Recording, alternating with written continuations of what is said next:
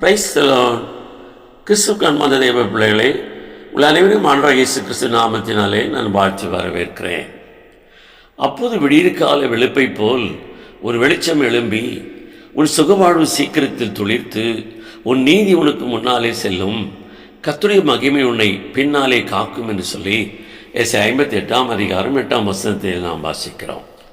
விடியற் காலத்து வெளிச்சம் என்கிறது நாம் என்றைக்கு மீட்கப்பட்டோமோ அன்றைக்கே நமக்குள் வந்துவிட்டபடியினாலே அதே ஏசாயா 60 அதிகாரத்தில் வாசிக்கிறோம், ஒளி வந்தது எழும்பி பிரகாசி. நாம் தேவனுக்குள் எழுப்பி பிரகாசிக்க வேண்டும் என்கிறது அவருடைய நீதிக்குட்பட்டவர்களாக நம்முடைய வாழ்க்கை காணப்பட வேண்டும் என்கிறதை வேதம் சொல்லுகிறது.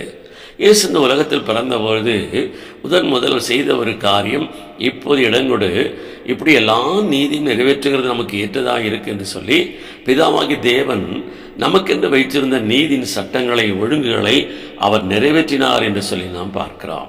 எனவே அன்பார்ந்தவர்களே, இன்றைக்கு நாம் தேவனுடைய நீதிக்குட்பட்டவர்களாய் வாழும்போது அந்த நீதியினாலே தேவனே நமக்கு முன்பாக சென்று நம்முடைய கோணலான வழிகளை செவியாக்குறது மாத்திரமல்ல, அவர் பின்னாக அவருடைய மகிமையை நம்மளை விளங்க பண்ணி அவர் நம்மை பாதுகாக்கிற தேவனாக இருக்கிறார். எனவே மோசே தேவனுடைய நீதிக்கு உட்பட்டவராய் வாழ்ந்தபடியினாலே அவர் சொன்னபடியே ஆண்டவர் சொல்லுகிறார், மோசே உன்னுடைய வார்த்தையின்படி என் சமூகம் உனக்கு முன்பாக செல்லும் என்று சொல்லி முன்பாக அந்த நீதி நிமித்தம் அவனை பாதுகாத்து பின்பாக அவர் தன்னுடைய மகிமையினால் இஸ்ரவேல் மக்களை பாதுகாத்தார் என்று சொல்லி நாம் பார்க்கிறோம். எனவே தேவன் நமக்கென்று நியமித்திருக்கிற நீதிகளை சட்டங்களை நாம் நிறைவேற்றி வாழ்வோம் என்று சொன்னால் இந்த ஆண்டு நமக்கு நிச்சயமாகவே சீக்கிரமாகவே சுக வாழ்வு துளிர்த்து தேவனுடைய மகிமை நம்மளை வெளிப்படுகிறதுக்கு அது ஏதுவாக இருக்கும். எனவே நாம் இப்படிப்பட்ட வாழ்க்கைக்காக நம்மை அர்ப்பணிப்போம்.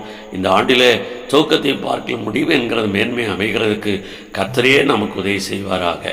ஆமென்.